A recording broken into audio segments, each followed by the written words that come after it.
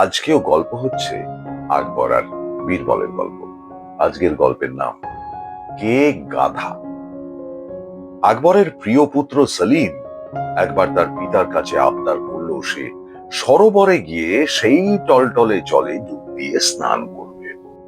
নবাব বাদশারা স্নান করেন প্রাসাদের ভেতরের গোসলখানায়। সেলিমের যখন ইচ্ছে তখন পূরণ তো করতেই হবে।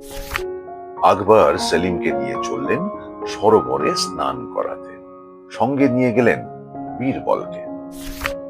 বাদশাহ আকবর এবং সেলিম তাদের সব পোশাক পরিচ্ছদ বীরবলের ঘাড়ে চাপিয়ে দিলেন।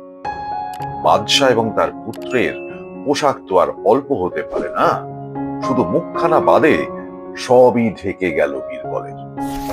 এই দৃশ্য দেখে বাদশাহ একটু রসিকতা করার লোভ আর কিছুতেই সামলাতে পারলেন না।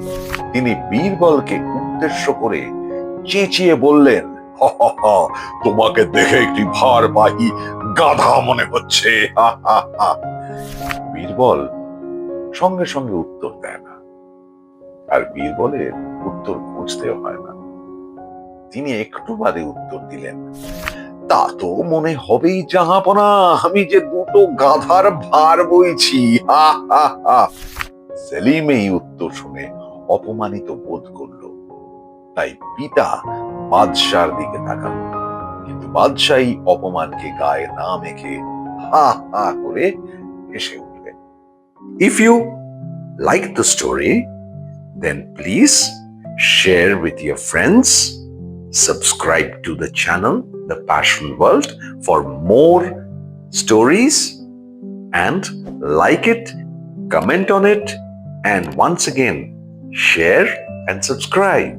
This is Shudip Mukherjee signing off.